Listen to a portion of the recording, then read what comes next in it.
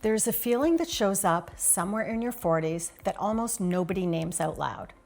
Something in you has changed and you can't exactly tell what it was. Your reactions have stopped matching your usual scale, and things that used to not bother you land hard now. You're closer to tears than you used to be, and when you go looking for a reason, you end up blaming yourself. I'm Stephanie, and the things I hear most from women in their 40s isn't that they're sad, it isn't that they're depressed, it's they don't recognize themselves anymore. A lot of women think that means something's wrong with them, something in their character, but I'm here to tell you that it doesn't, and it isn't. So today I'm going to give you the actual explanation and then 3 things that you can do about it. Let's fix this. You've probably already heard that estrogen drops in perimenopause, and it does eventually. That part is true. But that's not actually what's happening to you right now, not in these particular years. Right now, estrogen isn't dropping in a straight line.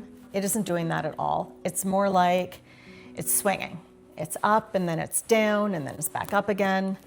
Some weeks it's higher than it ever was in your 30s, and some weeks it's lower than you've ever known it. And there's no pattern to it. Nothing that you can see coming or plan around. It just changes week to week. It's maddening because it's your own body and you can't get it to hold still. And here's why it does this. Estrogen doesn't just talk to your ovaries, it talks to your brain too. So there are 2 things going on there that matter. It sits on the receptors in your amygdala, the little part of your brain whose whole job it is to decide how big a threat something is. It keeps your serotonin steady, and serotonin is what keeps your reactions in proportion to whatever's actually in front of you. So when estrogen starts lurching around, both of those go with it.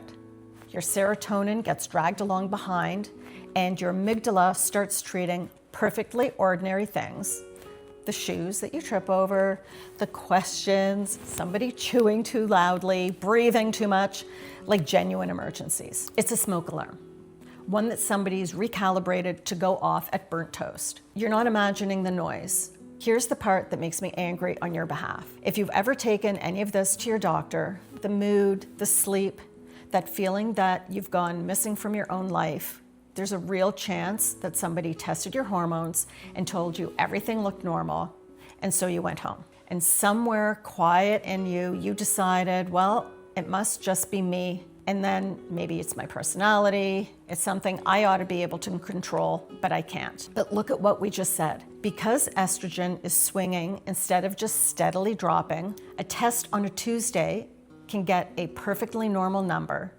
And just because that happens to be where the swing was passing through on that particular morning, the test caught one single moment. You're the one living the whole arc of it.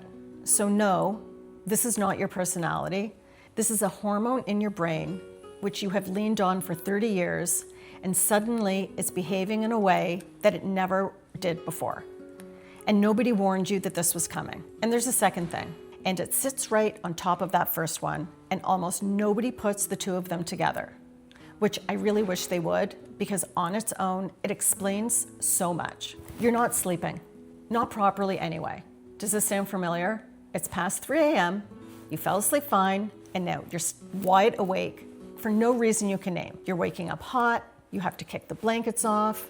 Some days you say, I'm not hot, but I'm not hot.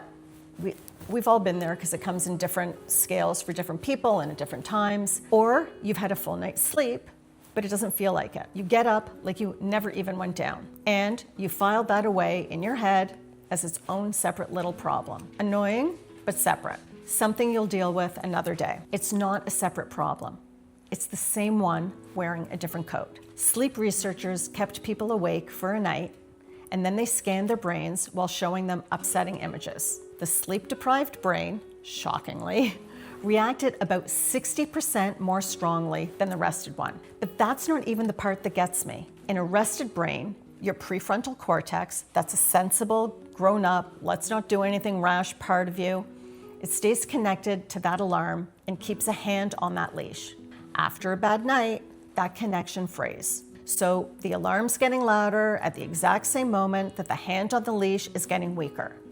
Both at once. So picture your evening. Estrogen's already lowered the bar for what sets you off. 4 nights of thin, broken sleep have quietly taken away whatever you had left to absorb anything with. And you've been holding it all together all day, running on fumes and good intentions. And then somebody leaves the shoes at the foot of the bed.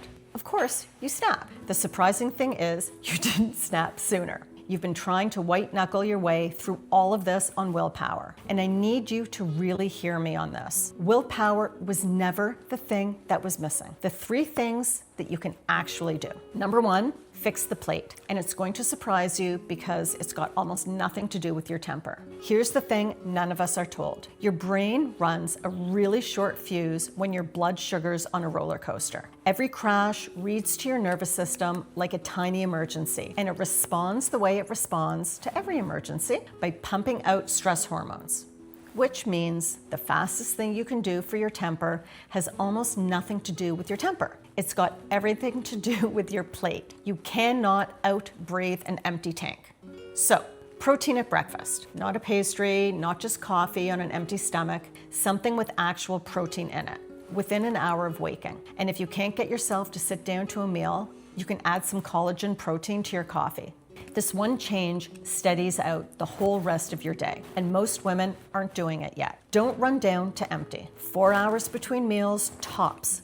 Stretch it to 6 or 7, and you're not making good decisions anymore. You're making rescue decisions, and we both know how that goes. Eat your carbohydrates. Yes, really. They are how your body makes serotonin. And in a season when your serotonin's already lurching around, cutting them out is about the unkindest thing that you can do to your own mood. Have the sweet potato, have the rice, just set a little protein down next to it so the landing is soft. And notice what I'm not doing here. I'm not asking you to give up a single thing. Every one of these is something that you get to add.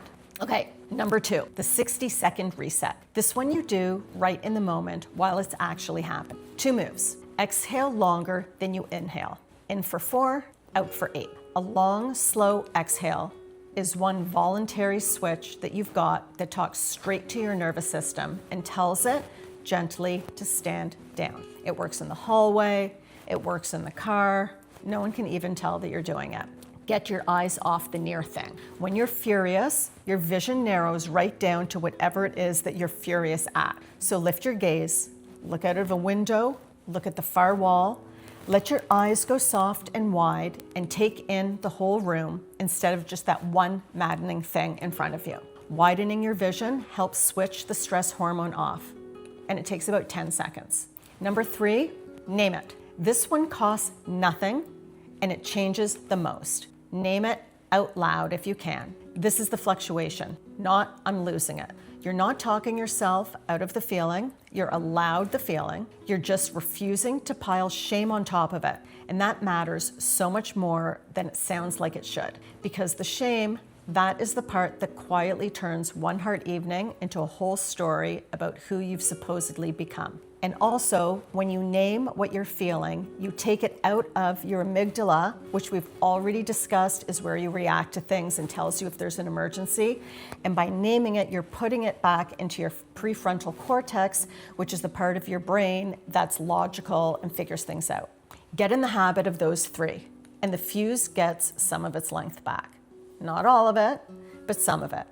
And some of it is enough for your entire week. You are not losing your mind. I want to say that one more time to you, plainly, in case nobody else has. Your brain is being handed unstable inputs, and it's doing exactly what any brain does with unstable inputs, which is not even remotely the same as you becoming a worse person. And I would love it if you would stop treating it like it is. This part doesn't last forever. It really does level out. But you don't have to just grit your teeth and wait it out in the meantime. And you certainly don't have to do it while also being furious at yourself for being furious. Everything I've walked you through today, the plate, the reset, the sleep piece, it's all gathered together in the Stress Resiliency Toolkit on my website, and the link is just below this video. It's the thing I wish somebody had handed me.